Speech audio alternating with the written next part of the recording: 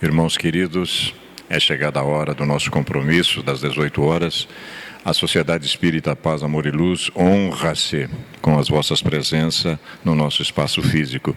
Nós deveremos passar em torno de 1 hora junto e nós apenas solicitamos a todos nós que ampliemos os nossos níveis conscienciais para que a gente possa aproveitar o máximo possível da lição que nos será veiculada. Porque tempo, meus queridos, já foi. Nós precisamos aproveitar todas as oportunidades que a existência está se nos oferecendo em relação ao que deixamos na retaguarda, que foi de nos preocupar com os valores ético-morais, né? Com raríssimas exceções, obviamente. Nós temos aqui uma informação importante sobre a nossa 17ª Conferência Estadual Espírita, que vai se realizar a semana que vem, de 13 a 15, em Pinhais, né, na Grande Curitiba, cuja temática será trabalhar, todo o evento vai ser em cima da obra magistral O Céu e o Inferno, ou a Justiça Divina segundo o Espiritismo, né? Aqueles que desejarem ir a Curitiba com um ônibus, é preciso que nós fiquemos um pouquinho já se ligando, né, que nós temos uma informação aqui, para que a gente procure tanto a nossa Marilene Yurashi e a Isabel Zanon, que eles estão grupando as pessoas para verificar a possibilidade de lotar um ônibus e até segunda-feira contratá-lo.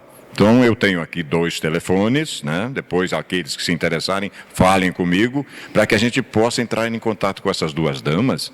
E, se a lotação for feita, obviamente, elas vão contratar o ônibus. Por um preço razoável, R$ 120, ir e volta a Curitiba, não tem despesa, terá inclusive estadia graciosamente num recanto maravilhoso, né, num lugar extraordinário, a hospedagem e o café da manhã. As outras refeições serão feitas a preço módico in loco, lá dentro da conferência mesmo. De maneiras que é uma coisa realmente sui generis para aqueles que se interessarem ir na conferência, porque é uma oportunidade ímpar que nós estamos tendo nesse primeiro semestre agora de 2015. Então, depois, se alguém se interessar, falem comigo, que eu tenho os telefones das damas para entrar em contato com elas. É isso? Sim, são baratinhas, né? São as refeições, as outras, o almoço e o jantar de sábado, né? Depois o almoço de domingo, são feitos em loco por preços razoáveis. Lá mesmo tem praça de alimentação. Eu acredito que com menos de R$200 a gente faz isso. Eu acredito que dá para fazer. O ônibus e o café da manhã e a hospedagem, R$120, né? Não tem problema. Claro, depois vai comprar lá uma obra, um DVD, um livro, que são lançamentos que nós temos nesses eventos, sem sombra de dúvida. Meus queridos, nós vamos fazer a nossa prece e em seguida nós vamos apresentar a nossa facilitadora da tarde, a expositora, mas antes nós vamos fazer uma pequena leitura introdutória que trata da temática de servir, né, da alegria que nós deveremos ter em servir. Então nós vamos fazer a nossa prece, em seguida apresentaremos a expositora, faremos a leitura e ela vai nos conduzir na reflexão muito importante para todos nós. Unamos-nos em pensamento, por favor. Mestre querido, somos gratos mais uma vez pela oportunidade que temos, quando em tempos outros realmente ainda não desperto para a realidade do espírito imortal, opções outras fazíamos em relação à nossa própria evolução. Sequer pensávamos nisso. Hoje a responsabilidade nos chama à baila. Sem sombra de dúvida, envidaremos todos os esforços possíveis, porque o vosso coração magnânimo, pleno de amor e de ternura, nos chama para isso. E nós realmente desejamos do fundo do nosso coração não mais nos decepcionarmos a nós próprios. Desta maneira, trabalharemos em nós mesmos, buscando desenvolver nossas virtudes intrínsecas, nossos dons divinos, iluminando nossa sombra para acelerarmos o nosso processo de redenção. Portanto, Mestre querido, abençoa a nossa proposição e sê conosco todos os instantes da nossa vida. Que assim seja, Senhor. Vânia Maria de Souza, essa senhora bonita que está aqui do nosso lado, é tarefeira desta sociedade há muito tempo. Ela é também do Departamento de Divulgação da Casa e bem como trabalha na própria Federação Espírita do Paraná. Ela é uma das suas conselheiras, né? E hoje ela vai trabalhar a alegria de servir. Ela vai nos provocar com essa temática. Aliures, a benfeitora querida Joana de Ângelo, no seu livro Convites da Vida, que eu aconselho que tenhamos na cabeceira da nossa cama, aconselho, né? Ela nos convida aqui para muitas coisas. E na lição número 1, olha que coincidência, ela diz convite à alegria, né? O que fez a benfeitora? A semelhança de Emmanuel, tirando versículos e comentando-os, né? Ela também se utiliza desse expediente. Diz assim: mas outra vez vos verei, e o vosso coração se alegrará, e a vossa alegria ninguém vô-la tirará. Olha que coisa interessante. Isso está em João 16, 22. E a benfeitora comenta rapidamente este versículo. A constrição dos muitos problemas a pouco e pouco vem deixando ressaibo de amarguras e tens a impressão de que os melhores planos traçados nos painéis da esperança agora são lembranças que a dura realidade venceu. Tantos esforços demoradamente envidados parecem redundar em lamentáveis escombros.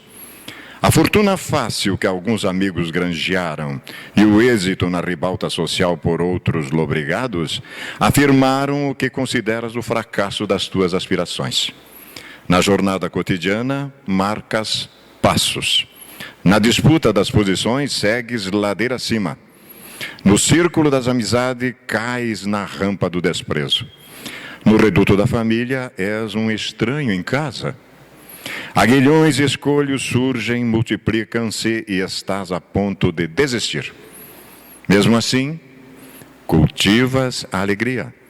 Sorri ante a dadivosa oportunidade de ascender em espírito quando outros estacionam ou decaem.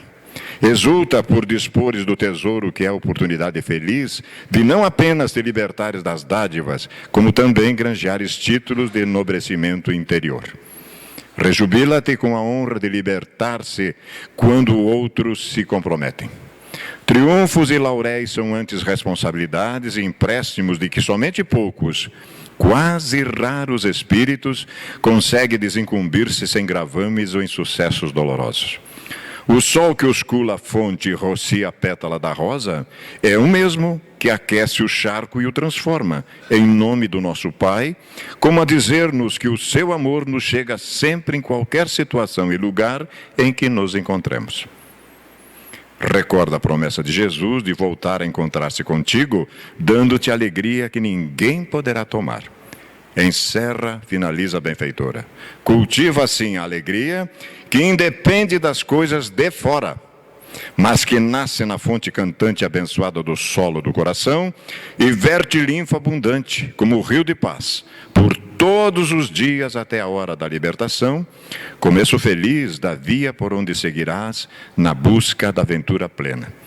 Vejam, fala ela sobre esse convite à alegria. Vânia nos vem, além disso, dizer que servir realmente nos propõe alegria. Portanto, vamos ouvi-la. Boa noite a todos. Que Jesus abençoe as nossas tarefas de hoje e sejam todos muito bem-vindos. Aqueles que porventura estiverem aqui pela primeira vez, recebam o nosso abraço caloroso e as nossas boas-vindas. Vamos falar então sobre a alegria de servir.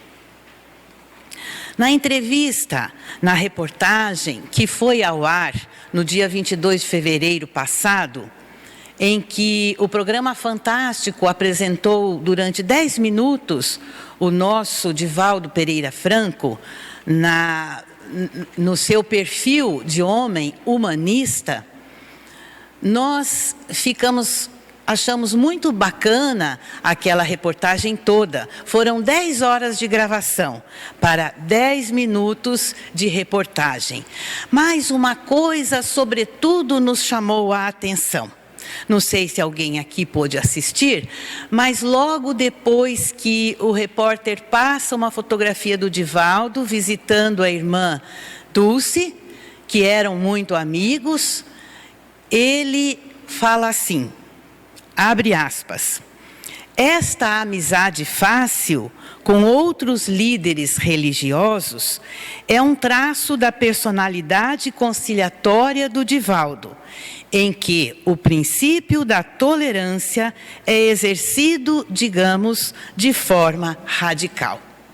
Realmente, o princípio da tolerância, como muito bem leu a mensagem o Vanim, da sua benfeitora espiritual, que tem ensinado a ele durante toda a vida a ser tolerante, para ser feliz, para se dar bem com as pessoas e para ser feliz principalmente. Então, a tolerância que está dentro de nós, mas que nós ainda não desenvolvemos, ela vai ser muito importante desenvolvermos para que sejamos mais felizes. E o Divaldo não é tolerante apenas com os outros líderes religiosos. A nossa pouca convivência com ele, já pudemos reparar que ele, como viaja praticamente o ano inteiro, já visitou 62 países, onde tem os grupos espíritas nesses países. No Brasil, quase esteve em todos os lugares. Imaginemos quantas pessoas, e cada um de nós tem uma cabeça, cada um de nós pensa diferente. Imagine como ele faz para agradar a todos, para se dar bem com todos, os e-mails que ele responde, sempre educadíssimos, sempre parecendo que ele está compreendendo o nosso problema. Então, este perfil, esta característica do Divaldo, que é a tolerância, nós resolvemos trabalhar, então, nesta tarde. E é o Espírito Emmanuel, através da psicografia do Chico Xavier, ele vai escrever o seguinte: pedir que os outros pensem com a nossa cabeça seria exigir que o mundo se adaptasse aos nossos caprichos, quando é nossa obrigação adaptarmos-nos com dignidade ao mundo, dentro da firme disposição de ajudá-lo. Então, quanto mais a gente compreende a cabeça daqueles que estão à nossa volta ou até longe de nós, mais iremos desenvolvendo o princípio da tolerância. E Allan Kardec, o insigne codificador da doutrina espírita, ele propôs uma máxima como roteiro de ação espírita em favor de um mundo melhor. Em favor de um mundo melhor. Esta é a máxima que Allan Kardec propôs, a bandeira que ele viveu durante toda a sua vida. Trabalho, solidariedade e também a tolerância. O primeiro tema, o trabalho, é importantíssimo, daria uma palestra inteira, mas vamos nos ater apenas um pouquinho, porque no fundo ele também vai trabalhar a tolerância. Neste mundo em que nós vivemos, de inversão de valores, uma das ilusões mais arraigadas no homem é a de confundir a felicidade com a inatividade. E também a paz de espírito com a ausência de responsabilidade. Olha como nós confundimos, olha como são invertidos os valores. Por quê? Ser feliz não é ser inativo, de jeito nenhum. Quem está na inatividade, por problemas de saúde, entra em depressão, mostrando que ser útil dá alegria para cada um de nós. E também a paz de espírito, confundir, eu quero viver em paz do espírito, eu não quero responder por responsabilidades, eu não quero ter compromissos, também é um engano nosso pensar assim, porque os espíritos, quanto mais elevados são, tanto encarnados quanto desencarnados, não estamos falando apenas dos espíritos do mundo espiritual. Os espíritos os homens, as pessoas, quanto mais elevados forem, mais tarefas irão ganhar do nosso Pai Criador. É a mesma coisa lá em casa. Às vezes temos 3 filhos e nós sabemos muito bem para quem a gente deve dar uma tarefa que a pessoa vai cumprir. E para quem a gente não deve dar que o outro não vai cumprir. Então aí nós nos lembramos da parábola dos talentos que Jesus contou. Que muito se dará àquele que tem desenvolvido muito. Então a parábola dos talentos, aquele que tinha mais talentos, ganhou muito mais. Porque deu conta daqueles e estava desenvolvendo outros talentos. E aquele que ganhou só um talento e ficou com medo de usar aquele talento, esse lhe foi tirado. Então é uma ilusão quando a gente pensa que a paz de espírito está ligada à ausência de responsabilidades. Quanto mais responsabilidade temos, mais paz de espírito sentiremos, porque estamos colocando a nossa pessoa, o nosso espírito em ação em favor do bem. Então, para o trabalho, nós temos a dizer que também, por paradoxal que seja, muitas pessoas se desdobram em múltiplas atividades, buscando alcançar em menor prazo de tempo possível uma condição financeira que lhes possibilite a felicidade de não fazer nada. É outra ilusão também. A felicidade de não fazer nada não existe. Perguntem a quem não faz nada, porque não pode fazer. Não é feliz, a pessoa gosta de se sentir útil, né? Nós estivemos assistindo o Oscar, o grande evento cinematográfico mundial, e pudemos ver aquele ator que agora é só diretor, Clint Eastwood, não sei se é assim que pronuncia o nome dele, está com 84 anos. E o filme que ele dirigiu, ele foi indicado 6 vezes ao Oscar. E este filme que ele dirigiu, que teve 6 indicações, ele teve uma bilheteria estrondosa, 400 milhões de dólares, né? E ele vai dizer a uma entrevista na revista Veja, a revista pergunta: trabalhar é bom? E ele responde: é ótimo. Gosto de trabalhar e da atividade que o trabalho cria. Não só de trabalhar, como da atividade que o trabalho cria. A aposentadoria não é uma ideia convidativa. Adoro o golfe, mas não quero ser obrigado a jogar golfe por falta de ter o que fazer. Né? Às vezes a pessoa pensa que vai se aposentar e não vai fazer mais nada. Lê do engano. O Divaldo sempre fala assim: deixe de ficar jogando xadrez na calçada, vão ajudar a saída de uma escola, vão ajudar as crianças a atravessar a rua, para falar o mínimo que nós podemos fazer. Então, este ator, cuja bilheteria faturou 400 milhões de dólares, tem 84 anos, né? Não precisa mais da riqueza financeira, mas ele tem gosto de se dedicar ao trabalho, porque naturalmente isto lhe dá a felicidade de ser útil, da atividade que o trabalho cria, não só do trabalho, né? Então nós também que temos que trabalhar, bater ponto, vamos também encontrar a alegria de servir dentro do nosso trabalho. Mas esta ideia de que não fazer nada é sinal de felicidade, ela está tão arraigada em nós que as religiões ortodoxas sempre apresentaram o céu como um lugar de beatitude, né? Onde nós, as almas eleitas, elas teriam o descanso eterno. Eu já vi muitas pessoas dizerem: eu só vou descansar quando morrer. Lê do engano. Não, só vai descansar quando morrer quem não servir para nada. E isso eu tenho certeza que não existe ninguém aqui dentro, né? Então, nós vamos ser chamados ao trabalho, mas um trabalho prazeroso, né? Um trabalho de proteção. Nós sabemos que cada um de nós tem um espírito protetor, um anjo da guarda. Cada núcleo espírita, cada núcleo religioso e cada núcleo na vida tem um benfeitor espiritual.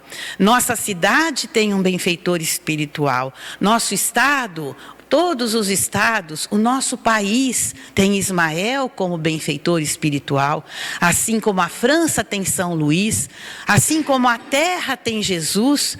Então, quanto mais elevado for o espírito, mais responsabilidade ele tem.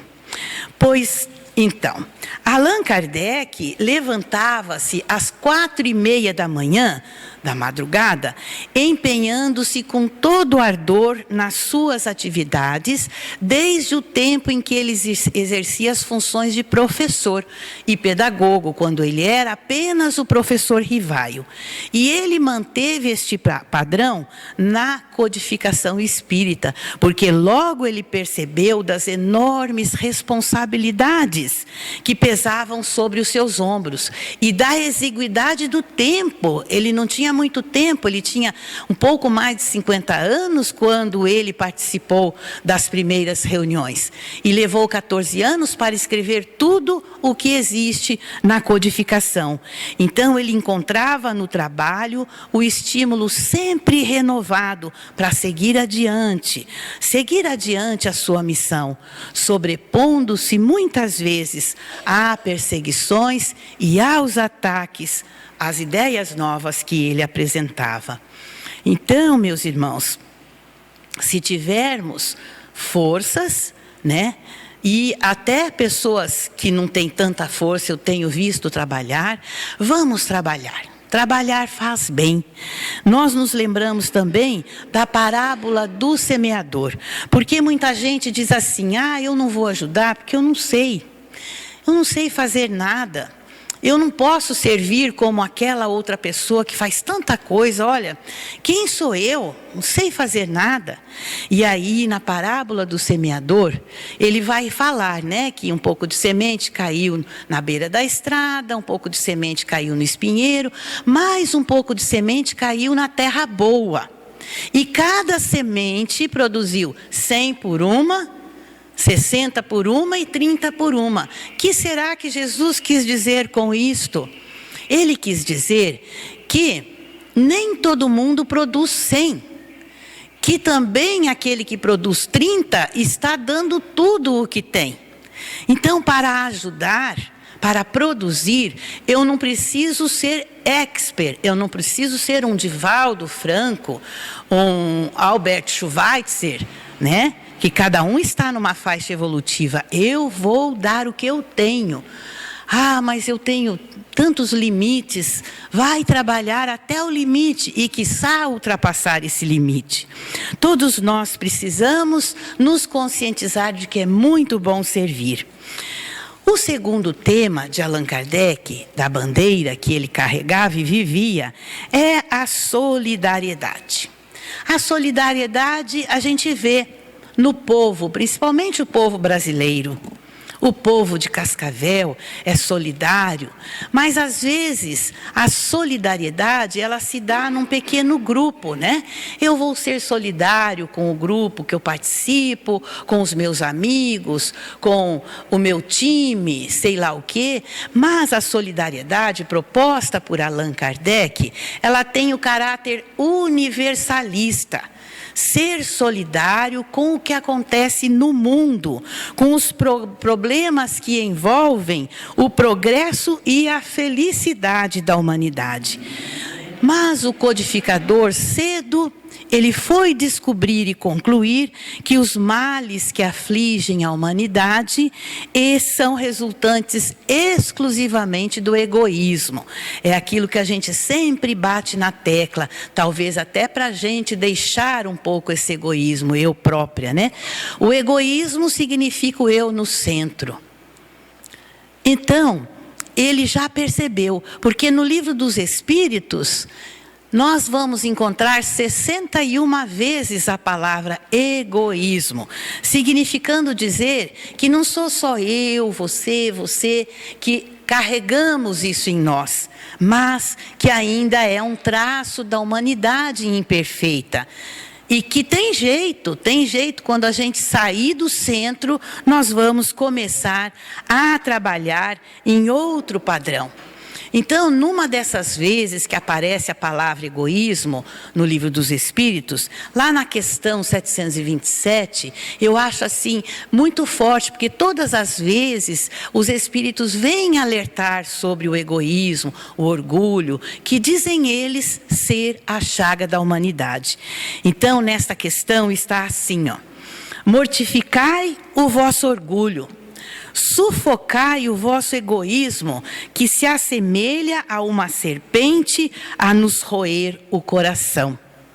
Porque o egoísmo, quando está em nós, ele rói nosso coração, porque o coração é o símbolo do sentimento, é o símbolo do amor, da solidariedade, né? E quando o egoísmo está ainda dentro de nós, ele está a nos roer o coração como se fosse uma serpente. Olha que profundo. E é a benfeitora Joana de Ângeles que vai dizer: quem é solidário nunca será solitário. E nós nos atrevemos a dizer que quem não é solidário será sempre solitário, estará sempre sozinho, porque não tem ainda a habilidade de compartilhar, de ser solidário com as pessoas. Então, meus irmãos, vale a pena a gente desenvolver esse tema dentro de nós, a solidariedade, que é parente da tolerância, né? Então, a tolerância da bandeira de Allan Kardec é o nosso último tema. Trata-se da arte de aceitar as pessoas como elas são. É difícil, né, gente? É difícil. Aceitar as pessoas como elas são. É uma arte. E dá para a gente desenvolver. É só brecar no meio, né? Quando a gente vai falar alguma coisa, ou vai contradizer, ou vai falar: eu não tolero esta pessoa, vamos pensar que tolerar é uma arte. É a arte de aceitar as pessoas como elas são. Por quê, meus irmãos? Porque cada criatura está numa determinada faixa de evolução. Então, hoje, eu já compreendo muito melhor as coisas. Daí, muito me foi dado, também muito me será pedido. Seria uma contradição se eu conhecesse tanta coisa e não pudesse tolerar as mínimas coisas, que às vezes a gente não tolera. E a gente até fala: eu não tolero isto, né? Fala porque ainda não sabe que desenvolver a tolerância é o caminho para a nossa felicidade. Nós já vamos ver por quê. Então, nós não podemos exigir mais das pessoas do que elas podem dar. Se a gente começar a pensar assim, que cada criatura está num patamar evolutivo, que nós temos que aceitar as pessoas como elas são. À medida que nós fazemos esse exercício, nós vamos praticando a tolerância de forma automática. Então, sem a tolerância, dizem os benfeitores que é impossível manter o próprio equilíbrio. Sabe por quê? Porque quando eu não tolero, eu não quero mais fazer parte daquele grupo, eu não tolero aquela pessoa, eu não tolero aquela coisa que estão fazendo, né? Então, é difícil a gente manter o próprio equilíbrio. E também é difícil realizar um trabalho profícuo no bem, porque normalmente nós estamos em grupo. E qual é o grupo que é todo mundo igual? Não existe, porque cada criatura tem o seu próprio espírito, a sua própria evolução, né? Mesmo que tenha nascido antes, que seja uma pessoa mais velha do que nós, não por isso ela vai saber mais do que nós. Às vezes é um espírito mais novo, que nasceu primeiro nesta vida, né? Então vamos compreendendo isto. E a obra de Allan Kardec foi toda ela marcada pela tolerância, inclusive nas questões religiosas. Quando a gente lê o que é o Espiritismo, quando a gente lê as obras póstumas, nós vamos ver que jamais Kardec atacava a religião qualquer, muito embora ele fosse muito atacado, né? E ele então vai recomendar a todos nós para que não façamos proselitismo, ou seja, não tentarmos convencer outra pessoa a se converter na nossa religião, respeitar a religião que a pessoa tem. E muitas vezes na nossa família, né, existem pessoas que têm várias religiões, um pratica uma, outro a outra, e ai daquele que é espírita, sofre, né? Sofre porque as pessoas não compreendem e não querem ler nenhum livro também para compreender, né?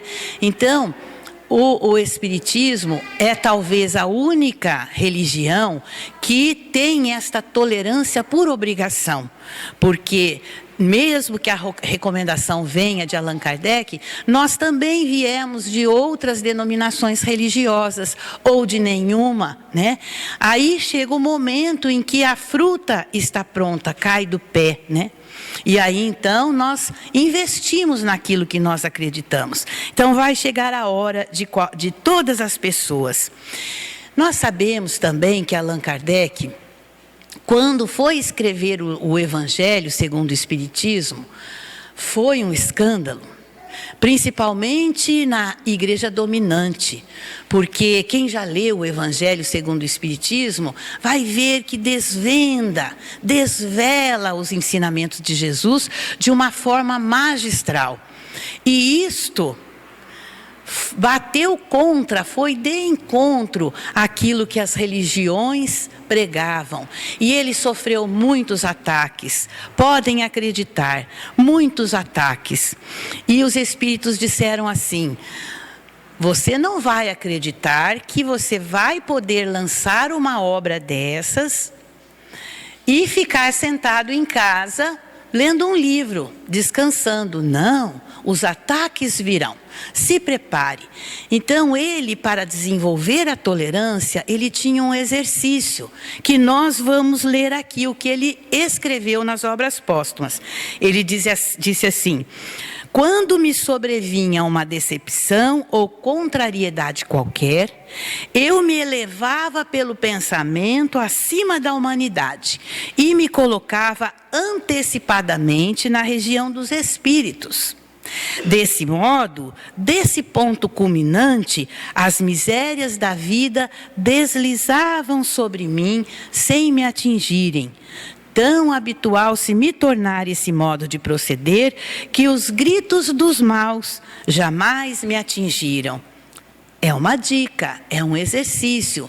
Então, quando alguém nos atingir, quando sofrermos uma decepção ou contrariedade, não vamos desenvolver nenhum sentimento que vai nos fazer mal, como, por exemplo, a raiva, né? O ódio, o desejo de vingança, né? Vamos tentar nos elevar acima da humanidade, nos transportar em espírito, porque, como ele disse, as misérias da vida vinham e deslizavam sem atingi-lo. Vamos tentar fazer isto? Então, meus irmãos, ante a responsabilidade resultante do conhecimento da doutrina espírita, esta máxima vivida por Allan Kardec deveria ser realmente um caminho para a ação espírita, para que possamos edificar isso em nossos corações com a força irresistível do exemplo. Nós sabemos que podemos conhecer muito, né? Ler muitos livros, sermos expert, mas se não, nossa vida não for exemplo, de nada valerá, né? Nós temos que ser a carta viva e cada um está lutando para isso. É difícil, né? Só quando formos espíritos mais elevados, mas é um caminho. Muito bem, então nós já vimos a bandeira de Allan Kardec, já falamos sobre a tolerância e intolerância, mas como fazer? Tem alguns exercícios, então, né? Como fazer para combater em nós a intolerância? A primeira resposta que Divaldo Franco nos dá é: dando ao outro o direito de ser assim. É um direito dele, né? Assim como os outros também muitas vezes têm que suportar alguma coisa em nós, têm que tolerar as nossas imperfeições. Então, o primeiro passo é dar ao outro o direito de ser assim. Ponto. E a segunda dica que o Divaldo vai nos trazer é desenvolver o altruísmo. O altruísmo é uma palavrinha difícil, mas ele é parente da solidariedade, né? Essa palavra foi criada em 1830 pelo filósofo Auguste Comte. Em nosso vernáculo, no nosso dicionário, significa como amor desinteressado ao próximo, sinônimo de solidariedade, desprendimento, abnegação, beneficência, filantropia, compaixão.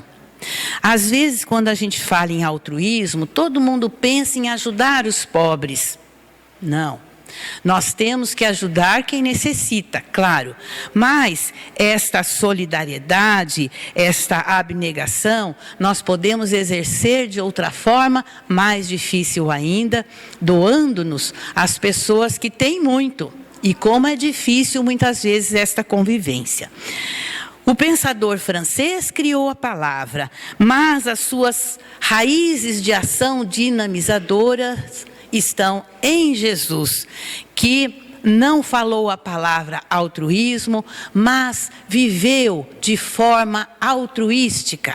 A sua vida é pautada no bem. Jamais vamos encontrar uma ação que não seja do bem, vivida por Jesus. Então, ser altruísta é fazer o bem. E fazer o bem não é só filantropia. Então, como desenvolver em nós o altruísmo? Primeiro passo é saindo do escafandro do eu. Sabe o escafandro, aquele aparelho que a gente entra para mergulhar lá no mar? A gente não, né? Mas os trabalhadores que trabalham no fundo do mar. Então, a gente tem que sair desse escafandro que a gente se fechou, né? A gente tem que sair do centro, porque ninguém é tão autossuficiente que não necessita de alguém. Por mais que a pessoa tenha posses, tenha comando, ninguém é tão autossuficiente que não precisa de ninguém. Então, a gente tem que sair desse escafandro. E também porque nós somos animais gregários. O homem não foi feito para viver sozinho. Ele foi feito para viver em grupo, talvez para desenvolver a tolerância, porque às vezes é difícil viver em grupo, né? Mas o homem é um animal gregário. Quando a gente vê como se colonizaram as cidades de Cascavel, do Brasil e do mundo todo, a gente vê assim, meia dúzia de casinhas, umas ao lado das outras, com um baita terreno em volta, ninguém quer ficar isolado. Então, as cidades se formaram uma do lado da outra, porque, e se eu precisar numa emergência, né? Então, é assim, o homem é um animal gregário, daí a necessidade de saber conviver. Então, nós também devemos desenvolver a empatia, né? Assim a gente vai desenvolvendo a tolerância. Sorrir quando o nosso amigo sorri de felicidade e chorar quando o nosso amigo está chorando também, de verdade, ter empatia. Então, quando a pessoa que está ao nosso lado está feliz com uma boa notícia, uma boa causa, vamos sentir felicidade junto com ela. Quando a pessoa está triste, passando por um problema, vamos sentir a dor também, de verdade, sinceramente, né, junto com ela. É outro exercício. Mas, ao contrário do que muita gente pensa, não é necessário ser nenhuma Teresa d'Ávila ou Chico Xavier. Porque se fosse assim, nós não teríamos altruísmo no mundo, né? Basta que nós aprendamos as pequeninas coisas. Então, alguém diz um desaforo para a gente sorri. Olha, se a gente conseguir sorrir diante de um desaforo, já está vencendo a si mesmo. Está conseguindo fazer isso, está vencendo o seu orgulho, né? E desmonta a pessoa. É um ótimo exercício. Experimentem para vocês verem. E ninguém é tão forte, meus irmãos, que não tem os seus pontos vulneráveis, o seu calcanhar de Aquiles. Todos temos. Todos temos. Por isso a gente tem que ter esta tolerância, esta compreensão. O altruísmo não é uma coisa criada que a gente tem que, né, pegar do nada. Não, ele é inato em nós. Ele está lá, no nosso coração. Tá, o egoísmo de um lado, o altruísmo do outro, né? E a gente fica barrando o altruísmo. Então, ele é um sentimento inato na criatura. Basta que a gente deixe ele florescer com essas ações que estamos vendo aqui agora. Quando nós vemos alguém sofrendo, de imediato a gente tem vontade de fazer alguma coisa, não é verdade? Nós já sentimos esse convite para partilhar, para socorrer, a gente corre, nem pensa em nada, faz parte de nós o altruísmo. Quando nesta mesma reportagem do Divaldo Franco, a gente viu aquela senhora, jovem senhora, de olhar triste, com aquelas 4 crianças morando onde mora. Sabe lá Deus passando o quê? Eu tenho certeza que muitos choramos, muitos. E se a pessoa estivesse mais próxima, a gente teria feito um mutirão e teria ido lá, construir um banheirinho, construir um outro cômodo para as crianças dormirem, porque a gente tem o altruísmo dentro de nós. Basta que despertemos ele. Então, nós vamos começar não com as grandes obras, porque daí ninguém dá conta. Vamos começar nas pequenas obras. E tem muita gente que fala assim, fala de verdade, diz com sinceridade. Ah, se eu ganhasse na loteria, a primeira coisa que eu ia fazer era ajudar aquele grupo de pessoas, aquele sofrimento, e ia ajudar tanto se eu ganhasse na loteria, mas fala com sentimento nobre mesmo. Só que a hora que ganha, não é bem isso que acontece, né? Diz o Divaldo que a primeira coisa que a pessoa faz é colocar o dinheiro num paraíso fiscal e ir viajar pelo mundo, né? Então a gente esquece das dores rapidinho. Não vamos começar pelas grandes obras, nem esperar que tenhamos o dinheiro para fazer o bem. Não é necessário. Allan Kardec já havia traduzido isso de começar pelas pequenas coisas, quando a gente lê o Evangelho segundo o Espiritismo, no capítulo 13, sobre a caridade. Ele vai falar de pequenas ações, daquelas damas, daqueles senhores, mas que estavam ali, realizando, fazendo o bem. Então, não é necessário guardar fortuna, não é necessário iniciar por grandes obras. Por quê? O perdão é um bem. O esquecimento da ofensa é outro bem. A caridade da simpatia é outro bem. Como é bom encontrar pessoas simpáticas, né? Principalmente quando a gente tem que ser atendido em algum lugar, qualquer lugar. Um sorriso, uma pessoa simpática, que nos ouça, que resolva, nos dê aquilo que nós estamos procurando, é muito bom. Então, nós vamos começar a praticar o altruísmo pelos pequenos gestos. Não revidando o mal com o mal, eu já estou sendo caridoso, né? Dando a cada um direito de ser como é, e a nós exigindo-nos sermos cada vez melhores. O altruísmo, então, assim, vai tomando conta de nós de forma automática. Da mesma forma que o egoísmo ainda estava dentro da gente, o altruísmo agora vai desabrochar. Porque, meus irmãos, há indivíduos que são paredes, e há outros que são pontes. Às vezes a gente pede para alguém assim, será que você poderia? Não, não posso. Não deixa nem a gente terminar. É ou não é? São parede. E há outros que você diz assim, será que você poderia me ensinar onde é que fica tal lugar? E a pessoa diz assim, ixi, é difícil, vem que eu levo. E vai na frente e mostra para nós o caminho. Isso já aconteceu comigo. Então, tem pessoas altruístas nos pequenos gestos. Ai, que bom, né? Uma vez, acompanharam uma moça para não perder o vestibular, que o pai dela era de fora, estava perdido na nossa cidade, que a nossa cidade já cresceu muito, e não encontrava a faculdade, né? Então, olha só que coisa boa, devido à ação daquela pessoa, a menina não perdeu o vestibular. Então, quando eu falo nessas duas opções, nós temos a opção de sermos parede, em que sempre haverá negação, e temos essa oportunidade de sermos ponte, generosos, solidariedade, porque há muito altruísmo no mundo, embora a gente ache que o mundo virou de ponta cabeça e só tem coisa ruim, não, tem muito altruísmo no mundo mesmo. E porque ele está em nós, então não o asfixiemos, né?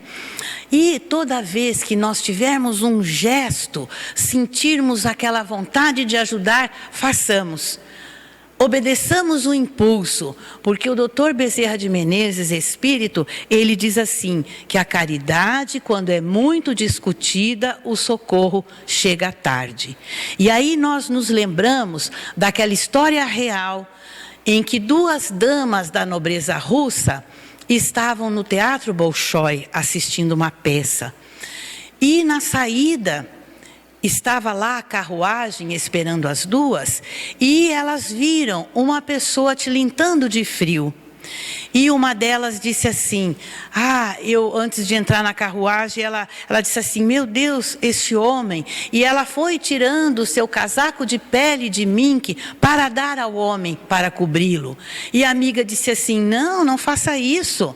Esse casaco custa uma fortuna. Vamos fazer assim, vamos para nossa casa, e lá você pega algumas cobertas, alguns agasalhos, e manda o lacaio trazer. Assim você não precisa dar o seu casaco caríssimo. E a outra concordou. Mas chegando a casa, elas se distraíram. Foram tomar um caldo quente, foram conversar sobre a peça maravilhosa que haviam assistido e esqueceram daquela pessoa, daquele mendigo que estava à porta. Mas no outro dia de manhã a dama se lembrou e correu chamar o lacaio, preparou as coisas e mandou que ele levasse. Mas chegando lá, o homem havia morrido de frio. Então, quando tivermos um impulso, que façamos. Não vamos esperar, não vamos discutir, principalmente este tipo de caridade. Eu hei de construir uma grande obra. Não, vamos começar com uma pequena obra. Pequenos gestos de solidariedade. Então, nós temos aqui algumas sugestões e exercícios que as pessoas sempre me pedem para passarmos de novo. São exercícios que o Divaldo fez em um evento há muitos anos e que eu já vi ele repetir. Exercícios para sermos felizes e também para começarmos a desenvolver a solidariedade, a tolerância. São exercícios bem fáceis. Vamos lá. 5 frases, são 5 frases que nós deveríamos repeti-las ao longo do dia. Dirigindo, a hora que levanta, vamos repetir automaticamente, depois sentir o que nós estamos falando. A primeira frase é, a vida é bela. A vida é bela? Tem gente que acha que ela é cinza, né? Coloca os óculos cinza. Às vezes estamos passando por dificuldades e a vida fica cinza, mas a vida é bela, nós que não enxergamos. Quando a gente vê o pôr do sol, e agora no verão, o pôr do sol em Cascavel, conta para mim, está maravilhoso, não é verdade? A gente vê nas redes sociais as pessoas tirando foto e falando assim, esse é o pôr do sol que eu vejo da minha casa, que eu vejo do apartamento. Belíssimo. Começa pelos tons azulados e vai até o dourado. Como pode a natureza criar coisas tão belas? A vida é bela. Mas também, quando a gente vê uma árvore explodindo em flor, como tem muitas aqui, uma árvore solitária, é lindo tudo isso. E a criança, então? Tem coisa mais linda do que uma criança? Os olhinhos dela brilham, né? Então, ver uma criança correr, ver uma criança sorrir, a vida é bela.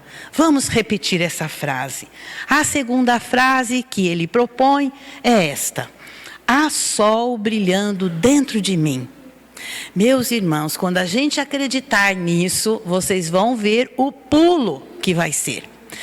Há sol brilhando dentro de mim. Se eu sentir que tem um sol brilhando dentro de mim, e que esse sol está atravessando o meu corpo com os seus raios, está me aquecendo e aquecendo aqueles que se encontram à minha volta, podemos ter certeza de que as coisas mudam.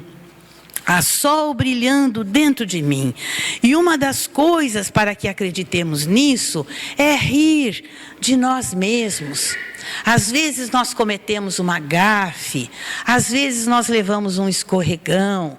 Vamos rir das bobagens que acontecem conosco. Não vamos levar a sério essas pequenas coisas, né? Porque tem sol brilhando dentro de mim. A terceira frase é esta: eu nasci para amar. A maioria de nós pensa que a gente nasceu para ser amado. Mas, na verdade, nós nascemos para amar.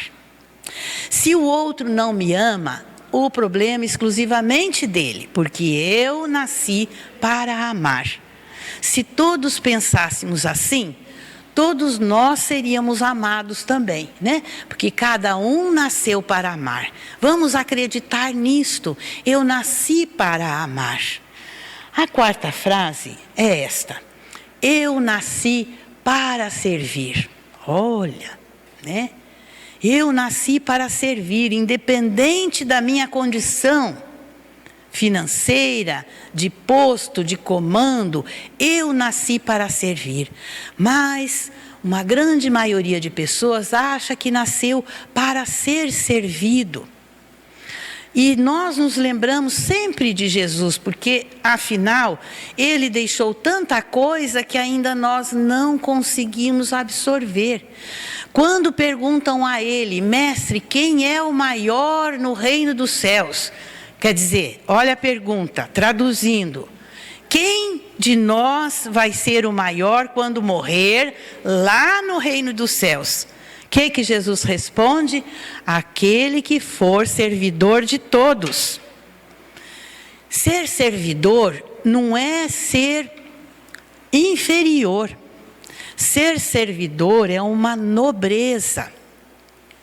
Quando Jesus está naquela cena da última ceia, em que ele vai lavar os pés dos apóstolos num ato de serviço, querendo dizer que, nada obstante a posição de cada um de nós, teremos que ser servidores. Lavar os pés porque era hábito naquele tempo, em que os homens andavam pelas estradas poeirentas de sandálias ou descalços. Então, lavar os pés era uma necessidade. Todo mundo fazia isso. Se não tomava banho, pelo menos lavava os pés.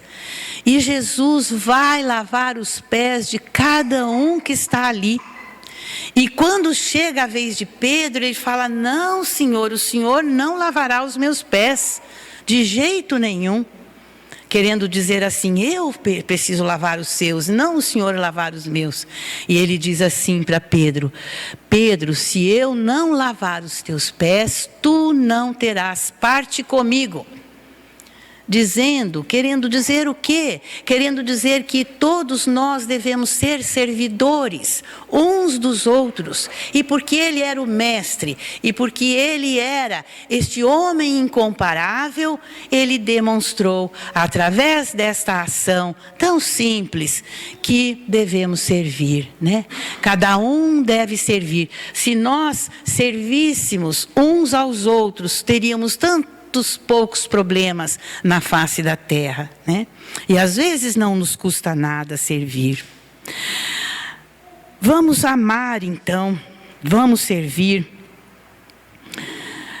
E a última frase que eu vejo postada nas redes sociais é esta aqui: o mal que me fazem não me faz mal.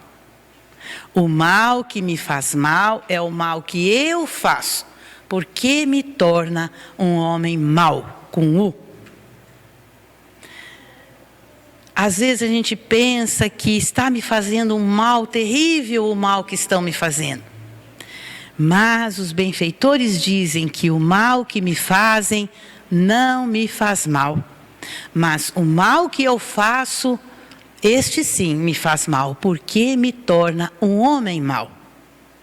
Então são essas as 5 frases que, se lembrarmos, poderemos repetir. Não precisa lembrar das 5, uma que outra, né? A vida é bela. Lembrem do pôr do sol, da criança. Há sol brilhando dentro de mim. Quando a gente repetir essa frase, sintam o sol dentro, o calor. Eu nasci para amar, eu nasci para servir, e o mal que me fazem não me faz mal. O mal que me faz mal é o mal que eu faço, porque me torna um homem mau. Então, para encerrarmos a nossa fala de hoje, nós trouxemos o poema maravilhoso da Alegria de Servir, de Gabriela Mistral, uma poetisa chilena já desencarnada. Ela vai falar sobre a imensa alegria de servir. Não é a alegria de servir, é a imensa alegria de servir. Ela começa dizendo que toda a natureza é um desejo de serviço. Serve a nuvem, serve o vento, serve o sulco. Onde houver uma árvore para plantar, planta-a tu. Onde houver um erro para corrigir, corrige-o tu. Onde houver uma tarefa que todos recusem, aceita-a tu. Sê quem tira a pedra do caminho, o ódio dos corações e as dificuldades dos problemas. Não te seduzam as obras fáceis. É belo fazer tudo o que os outros se recusam a executar. Não cometas, porém, o erro de pensar que só tem merecimento executar as grandes obras. Há pequenos préstimos que são bons serviços. Enfeitar uma mesa, arrumar uns livros, pentear uma criança. Aquele é quem critica, este é quem destrói. Sê tu aquele quem serve, sê tu quem serve. E por fim, servir não é próprio dos seres inferiores. Deus, que nos dá fruto e luz, serve. Poderia chamar-se o servidor. E tem os seus olhos fixos nas nossas mãos e pergunta-nos todos os dias: serviste hoje?